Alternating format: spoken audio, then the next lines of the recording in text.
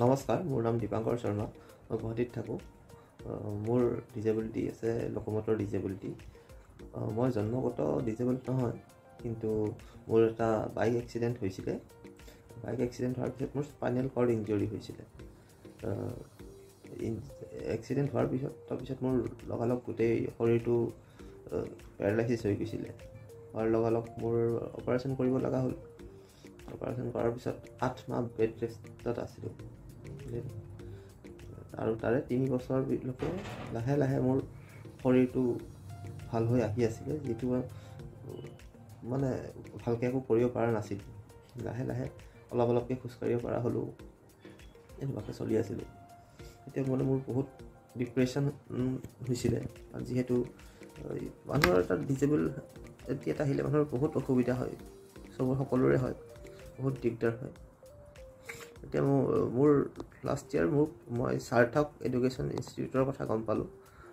তাৰপিছত তেখেত খবৰ কৰি মই তেখেতত জইন কৰিলোঁ। জইন কৰোঁতে আমাৰ তাতে 3 মান্থছৰ কোৰ্চ এটা মই কৰিছিলোঁ, য'ত আমাক ছফ্ট স্কিল, ইংলিছ আৰু কম্পিউটাৰ শিকাইছিলে। তাতে বহুত ভাল লাগিলে,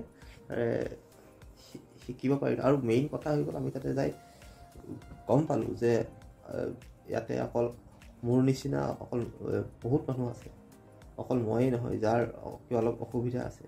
এনেকুৱা ইয়াতে আমাৰ আশে পাশে বহুত এনেকুৱা মানুহ আছে যোনে ডিপ্ৰেশ্যনত ভুগি আছে, একো নিজে কৰিব পৰা নাই। সেইকাৰণে সাৰ্থক এডুকেশ্যনে চবকে ভাল অপৰচুনিটি দিছে যে চবেই আগবাঢ়ি আহক, শিকক, ভালখিনি অপৰচুনিটি দিছে।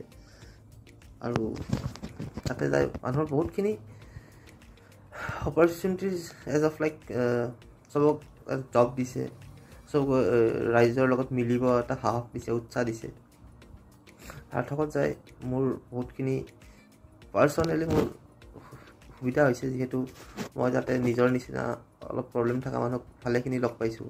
সকলোৱে সুখত আছে, ডিপ্ৰেশ্যনখিনি বহুতখিনি কমি গৈছে। আৰু তাতে তাৰে মেনেজাৰ, ট্ৰেইনাৰ, ছাপোৰ্ট ষ্টাফ সকলোখিনি বহুত ভাল, চবকে ছাপোৰ্ট কৰে, মটিভেট কৰে যে।